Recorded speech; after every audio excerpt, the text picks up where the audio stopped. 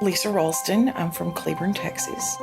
My connection to pulmonary hypertension and CTEPH, I was diagnosed with, actually, did have a misdiagnosis. I was diagnosed with PAH in September of last year, but the doctor, my pulmonologist, did not do the testing that I researched and read that you needed to have a right heart cath and a VQ scan to properly diagnose if you have PAH or CTEPH. And so I switched pulmonologist, and they did the proper testing and determined that I, in fact, do have CTEPH. Really, the test is pretty easy, but it shows the blood flow in your lungs. I have been experiencing shortness of breath for probably almost 2 years now.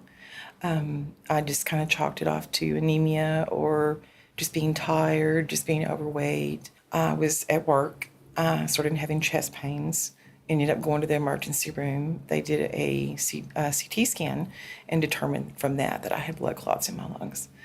But basically, they just said the medicine we're giving you in the hospital, then putting me on a blood thinner, they said they'll just dissolve and go away and your shortness of breath will go away. And it never did.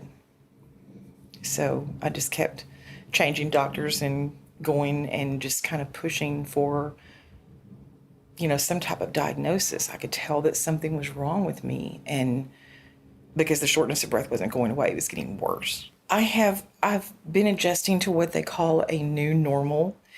There are so many things that I used to do that I have been unable to do. Anything involving long walking, climbing stairs, dancing. I'm a beach fanatic, and I love walking for miles on the beach. And I went this last October, and I wasn't able to do it. So it's been kind of frustrating. I still work full time. I struggle some days. Some days are really hard.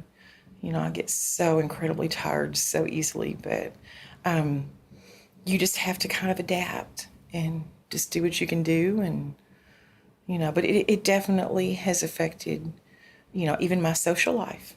Friends will be like, oh, well, let's go here. And I start thinking about where am I going to park and how far am I going to have to walk to get there and how much walking will I have to do while I'm there. And, because of my misdiagnosis or a failure to diagnose and then being misdiagnosed, it's like I really want to advocate for people getting the proper testing.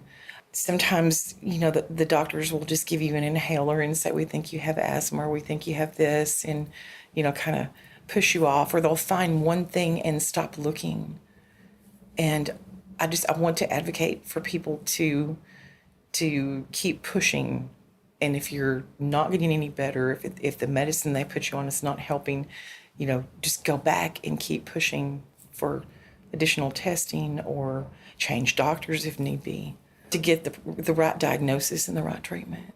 I'm a stronger person than I thought, because when I was first diagnosed with this, I didn't know. I had never heard of pulmonary hypertension. I did not know what it was.